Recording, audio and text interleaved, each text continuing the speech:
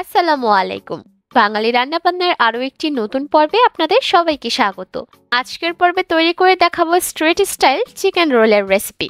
কিভাবে এই চিকেন রোলগুলো তৈরি করলে একদম দোকানের মতো হবে, সেই রেসিপিটাই খুব সহজভাবে আপনাদের সামনে প্রেজেন্ট করেছি। আশা করছি আপনাদের সকলের কাছে আমার আজকের এই সহজ চিকেন রোলের রেসিপিটা ভালো লাগবে। আর দেরি না করে চলে যাচ্ছি মূল পর্বে।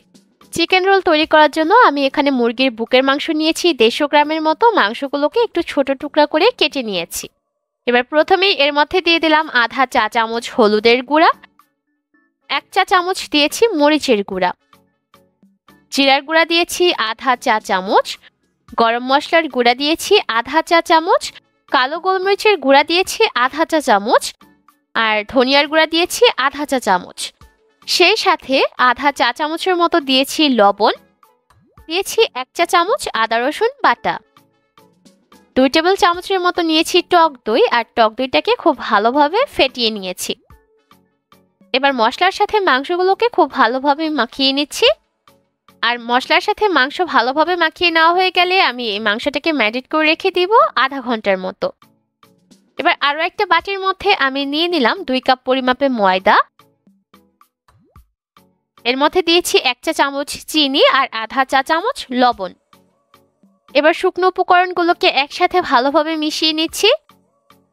আর ভালোভাবে মিশিয়ে নেওয়া হয়ে গেলে এর মধ্যে দিয়ে দিলাম 1 চা চামচ রান্নার রেগুলার তেল।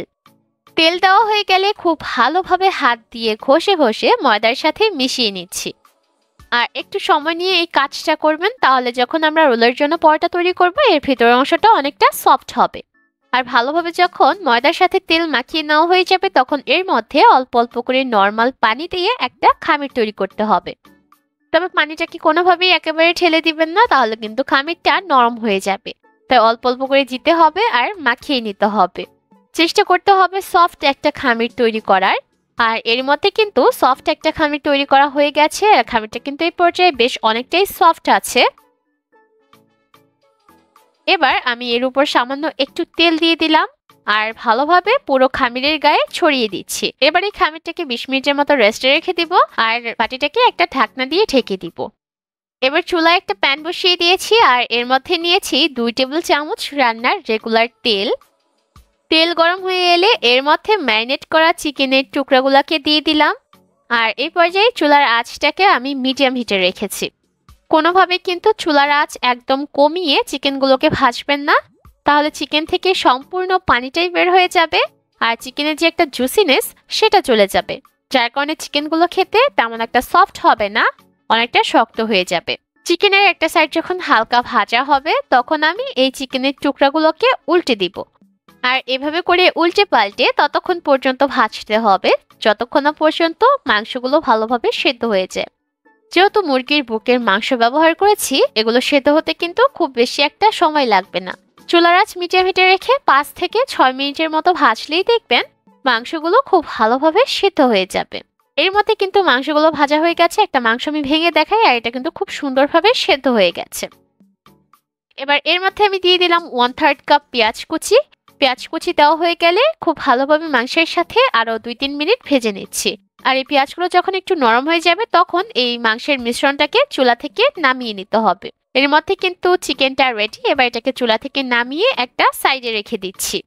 এর মধ্যে কিন্তু খামিরটাও আগের থেকে সফট হয়ে গেছে। এবার এই খামিরটাকে খুব ভালোভাবে মথে নিচ্ছি।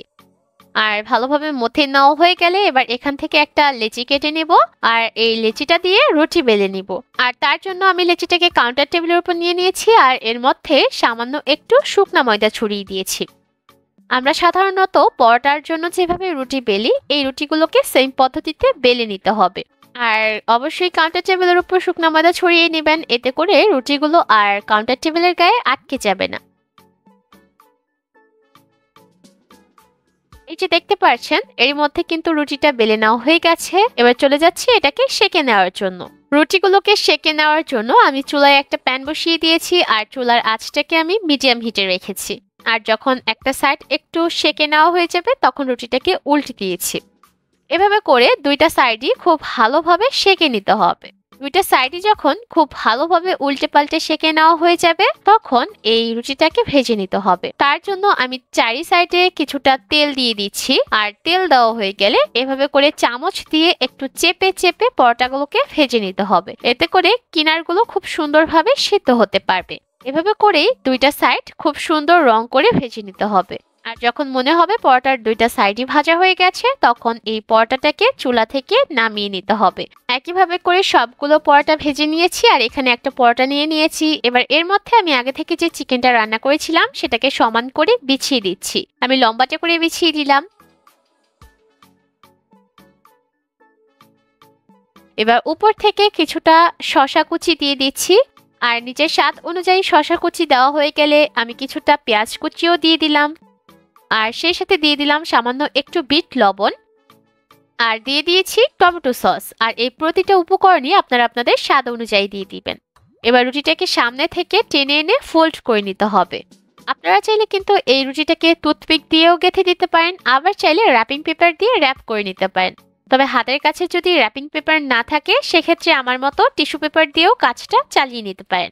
আমি টিস্যু পেপার দিয়ে খুব ভালোভাবে এই রুটিটাকে পেঁচিয়ে নিচ্ছি। এতে করে রোলটা আর খুলে যাবে না। খুব সহজে ঘরে থাকা অল্প কিছু উপকরণ দিয়ে স্ট্রিট স্টাইল এই চিকেন রোলগুলো ঘরেই তৈরি করতে পারবেন। আর এটা বানিয়ে দেখবেন বাইরের রোলের থেকে এটা খেতে কিন্তু দ্বিগুণ স্বাদের হয়ে থাকে। আশা করছি আমার আজকের রেসিপি আপনাদের কাছে ভালো লেগেছে। বাড়িতে অবশ্যই রেসিপিটা ট্রাই করবেন। আজ তবে এখানেই বিদায় নিচ্ছি। আল্লাহ হাফেজ।